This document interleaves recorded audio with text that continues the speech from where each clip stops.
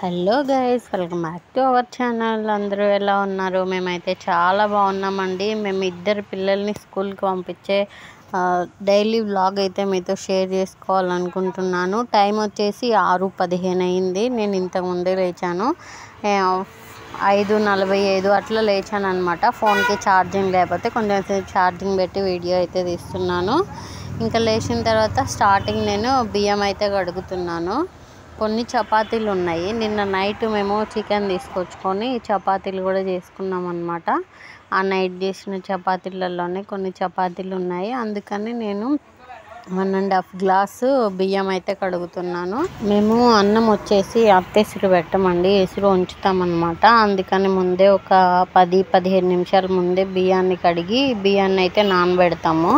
ఇంకా బియ్యం కడిగిన తర్వాత దొండకాయ ఫ్రై చేద్దాం అనుకున్నాను. దొండకాయ ఫ్రై చేయడానికి నేను ముందు రోజే దొండకాయలన్నీ కట్ చేసి పెట్టాను అనమాట. ఎందుకంటే మార్నింగ్ మనం అప్పటికప్పుడు కట్ చేసి కర్రీ చేసి అంతా లేట్ అవుతుంది అని చెప్పి నైటే దొండకాయ కట్ చేసి పెట్టాను. ఆ దొండకాయలు ఫ్రిడ్జ్లో నుంచి తీసి అది నైట్ కొంచెం చికెన్ మిగిలిందని చెప్పాను కదా, ఆ చికెన్ 2 తీసి బయట పెట్టి ఇంకా కింద ఊడవడానికి అయితే వచ్చాను. ఊడ్చిన తర్వాత వీడియో తీయడం మర్చిపోయి పైకి వచ్చేసాను. ఊడ్చానండి.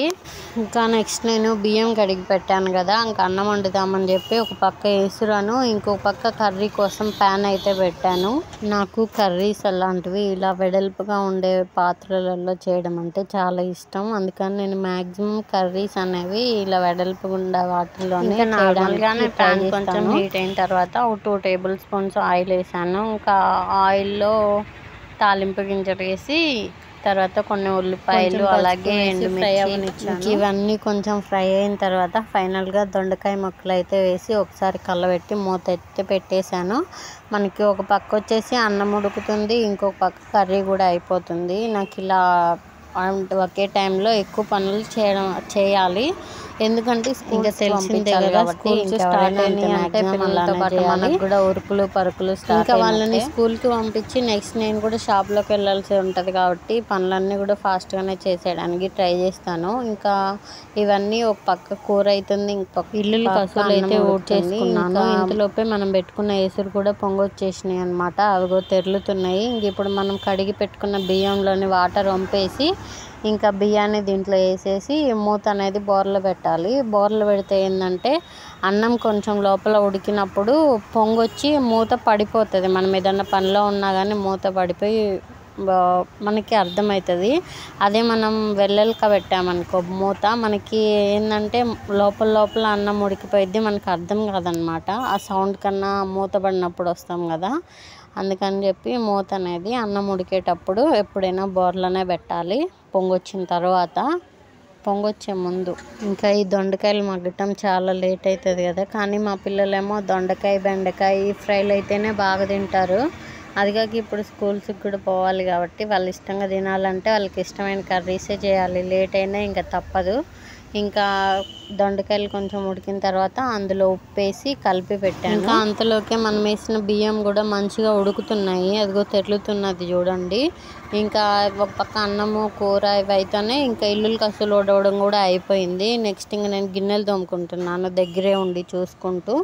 ఇంకా అంతలోకే అన్నం ఉడికినట్లు అనిపించింది. అన్నం అయితే చెక్ చేస్తున్నాను. మనం ఏంటంటే ఒకే పనిని ఎక్కువ సార్లు చేస్తున్నప్పుడు ఆ పనిలో కొంచెం ఎక్స్పీరియన్స్ వచ్చి అర్థమవుతుంది అనమాట. నాకు చూసినమ్మటే అర్థమైంది. ఇంకొకసారి చెక్ చేస్తే అన్నం కూడా ఉడికింది అనమాట. ఇంక నేను ఎసురు ఉంచేస్తున్నాను. ఇంకా నీట్గా ఎసురు ఉంచి ఒక 5 to 10 minutes లో ఫ్లేమ్లో ఉంచితే ఇంక అన్నం మనకి రెడీ అయిపోయింది అనమాట. మేము ఇక్కడ ఇంక ఇలానే వండుకుంటాము. అదే మా అమ్మ వాళ్ళ ఇంట్లోనేమో రైస్ కుక్కర్లో పెట్టేస్తాము. అత్తెసురు కాబట్టి వీళ్ళకి రైస్ కుక్కర్ ఉన్న రైస్ కుక్కర్లో అన్నం తినరనమాట. ఇంక ఇలానే అలవాటు కాబట్టి ఇలానే ఉంచుకుంటాము. కానీ ఇలా కూడా తినకూడదంట, బియ్యంలో ఉండే ప్రోటీన్స్ అన్నీ పోతాయి అది అంటారు. ఇంకేమో ఎలా అలవాటు అయినప్పుడు అలా తినాలి వాళ్ళతో పాటు. నాకు చిన్నప్పుడు అనిపించింది, అబ్బా స్కూల్కి రోజు ఏం పోతామో అది ఇదని చాలా విసుగ్గా అనిపించింది. నాకే ఇంత ఇదిగా ఉందేమో అనిపించింది. కానీ ఇప్పుడు అర్థమవుతుంది ఏంటంటే స్కూల్కి పోయే వాళ్ళది ఒక బాధ అయితే స్కూల్కి పంపించడానికి తల్లిదండ్రులు పడే బాధ ఒక బాధ అనమాట. పొద్దున్నే లేయాలి, అన్నీ వండాలి, అన్నీ చేయాలి, ఇంకా తప్పదు.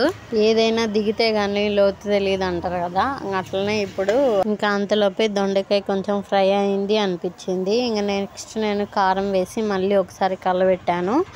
ఈ దొండకాయ ఫ్రై చేయాలంటే ఇదే వచ్చిన బాధ అనమాట. అవి కట్ చేయడం ఎక్కువ టైమే పట్టిద్ది, ఫ్రై అవ్వడం ఎక్కువ టైమే పట్టిద్ది, అంతా ఎక్కువ టైం పట్టిద్ది. కానీ చేస్తే మాత్రం ఒక 10 minutes కూడా ఉండదు. దొండకాయ మ్యాక్సిమం చాలామందికి ఫేవరెట్ ఉంటుంది. ఒకప్పుడు నాకు కూడా ఫేవరెటే, ఒకప్పుడు కాదు ఇప్పుడు కూడా ఫేవరెటే. కానీ చేయడం అంటేనే కొంచెం విసుగు. చేసి పెడితే శుభ్రంగా తింటాం అన్నమాట.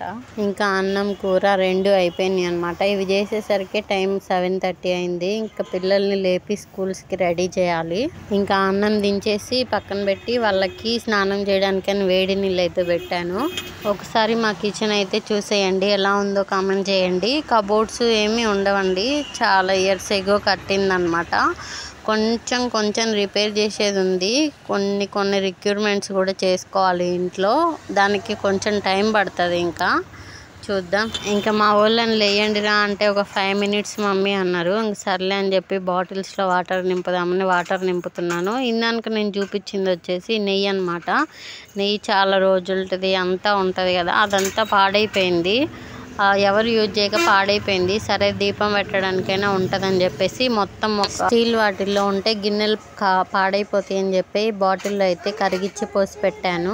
ఇంకా నేను వాటర్ వేయడానికి బాటిల్స్ అయితే కడుగుతున్నాను. ఏంటి బాటిల్స్ పెట్టారు అనుకుంటారేమో. నేను కూడా ఫస్ట్లో మా పెద్దోన్ని స్కూల్కి పంపించేటప్పుడు డిగ్నిటీగా ఉండాలని చెప్పేసి అన్నీ మంచి కాస్ట్ పెట్టి మంచి బాటిల్, మంచి లంచ్ బాక్స్ అన్నీ మంచిగా చేసి పెట్టాను అనమాట. వాళ్ళు అన్నం తినేటప్పుడు ఒళ్ళో వేసుకొని కూర్చోడానికి మంచి కర్చీఫ్ అన్నీ వేసి పెడితే వాటిని కరెక్ట్గా వాడు 2 days ఉంచాడు. అంతే 2 daysలో మొత్తం పోయినాయి. ఇంకా చిన్నపిల్లలు కదా పోగొట్టుకుంటూనే ఉంటారు. వాడు LKG మొత్తంలో ఒక 3 బాటిల్స్, 4 కర్చీఫ్లు, ఒక లంచ్ బాక్స్ అయితే పోగొట్టిండు.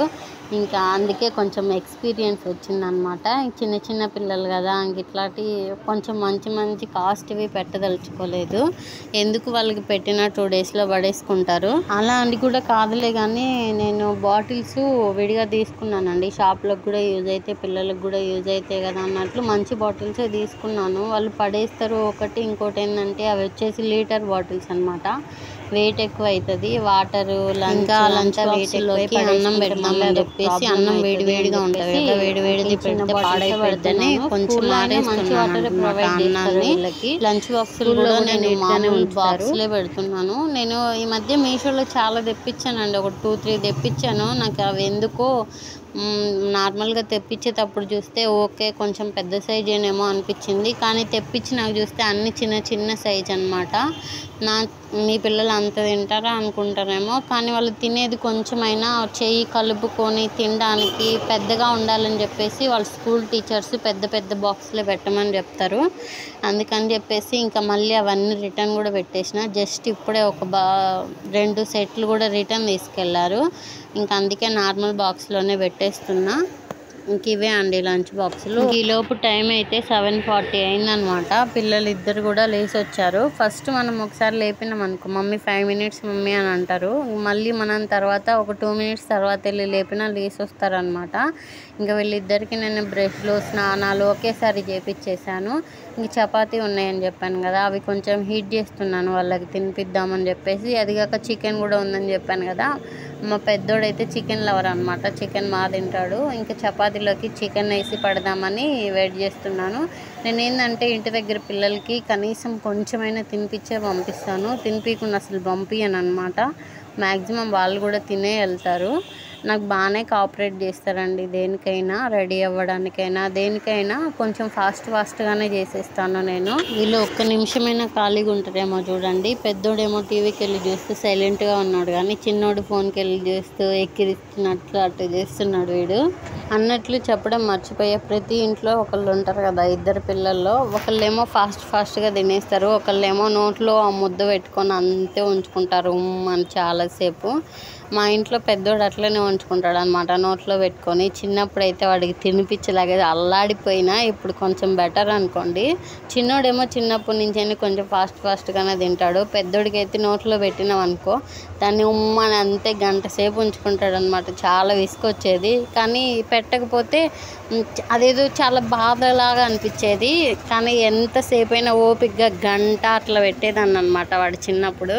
అది మాత్రం అసలు మర్చిపోలేను. కానీ స్టార్టింగ్ పుట్టినప్పటి నుంచైనా మా చిన్నోడితో పోల్చుకుంటే పెద్దోడే కొంచెం లావుగా ఉంటాడు అనమాట. చోటా భీమ్ లాగా, టెడ్డీ బేర్ లాగా చాలా లావు ఉంటాడు, క్యూట్గా. వాడు పుట్టడమే 500 పుట్టిండు, కానీ చిన్నోడు 600 పుట్టినా కానీ వాడు ఎందుకో సన్నగానే కనిపిస్తాడు, వీడు లావుగానే కనిపిస్తాడు. అది అనమాట ఒక మెమొరీ. అప్పుడేమో చాలా విసుగు అనిపించింది, ఇప్పుడేమో ఇంకా అయిపోయే కొద్దీ అన్ని మెమొరీసే అనమాట. ఇంకా ఫైనల్గా అన్నం బాక్స్లలో అయితే పెట్టేస్తున్నాను. నేను అన్నం కలిపి పెట్టనండి, ఇట్లా విడివిడిగా కర్రీకి కర్రీ అన్నానికి అన్నం పెట్టేస్తాను. స్కూల్లో ఆయమ్మలు ఉంటారు కదా, వాళ్ళు కలిపిస్తారు. వాళ్ళు కలిపిస్తే వీళ్ళే తినేస్తారు అన్నమాట అన్నం. వీళ్ళు చిన్నపిల్లలు అయ్యి అన్నం తినలేకపోయినా ఆయమ్మలే తినిపిస్తారు. మ్యాక్సిమం తల్లిదండ్రులు స్కూల్కి దగ్గరలో ఉన్నోళ్ళు అయితే వాళ్ళ అమ్మోళ్ళే వెళ్ళి తినిపించుకొని వస్తారు. నాకేంటంటే షాప్ కూడా ఉంటుంది కాబట్టి నేను వెళ్ళను. మా చిన్నోడు తింటాడండి వాడే కల్పిస్తే ఎక్కడైనా. ఇంకా మనం వెళ్ళి తినిపించుకునే అంత ఇది కూడా ఉండదు, ఎందుకంటే స్కూల్ కొంచెం దూరమే, 1.5 కిలోమీటర్ అలా ఉంటుంది. ఇంకా మనం వచ్చేసి పిల్లలకి మన చిన్నప్పుడు మనకి అమ్మోళ్ళు మనీ ఇచ్చేవాళ్ళు కదా, ఇప్పుడు పిల్లలకి మనీ ఇవ్వకూడదు అనమాట. మనమే ఏదో ఒకటి స్నాక్స్ పెట్టి పంపించాలి, మనీ ఇస్తే ఒప్పుకోరు. ఇంకా స్నాక్స్ కూడా పెట్టేశాను, బుట్టలు అయితే రెడీ అయిపోయినాయి. ఇంకా పిల్లలు ఇద్దరికి పౌడర్ పూసి ఆయిల్ అయితే పూసేస్తున్నాను. మగ పిల్లలే కాబట్టి తలలు అవన్నీ ఏమి ఉండవులేండి. పెద్దోడు ఇంతకు ముందు నుంచి స్కూల్కి వెళ్తున్నాడు కాబట్టి వానికి యూనిఫామ్ ఉంది కాబట్టి యూనిఫామ్ వేసేసిన. చిన్నోడికి ఇంకా యూనిఫామ్ తీసుకోవాలి. ఫైనల్గా పిల్లలు ఇద్దరైతే రెడీ అయిపోయినారు, ఇంకా స్కూల్కి పంపించాలి, ఆటో ఎక్కించి రావాలి. బాయ్ చెప్తున్నారు. ఫైనల్గా టైం వచ్చేసి 8:38 అలా అయింది. పిల్లలు ఇద్దరిని స్కూల్కి అయితే పంపించేసి వచ్చాను, ఆటో ఎక్కించి వచ్చాను. మా ఇంటి ముందే ఆటో ఉంటుంది. ఇంక ఇల్లంతా ఒకసారి ఫినిషింగ్ టచ్ ఇచ్చి నేను కూడా రెడీ అయ్యి షాప్కి వెళ్ళాలన్నమాట. ఫైనల్గా ఈ రోజుటి వీడియో వచ్చేసి ఇదన్నమాట. ఈ వీడియో మీకు ఎలా అనిపించిందో కామెంట్ చేయండి, అలాగే లైక్ కూడా చేయండి. మీరు ఇచ్చే లైక్ నాకు మోర్ వీడియోస్ చేయాలనే మోటివేషన్ అయితే వస్తుంది. Okay, bye friends, thanks for watching, bye.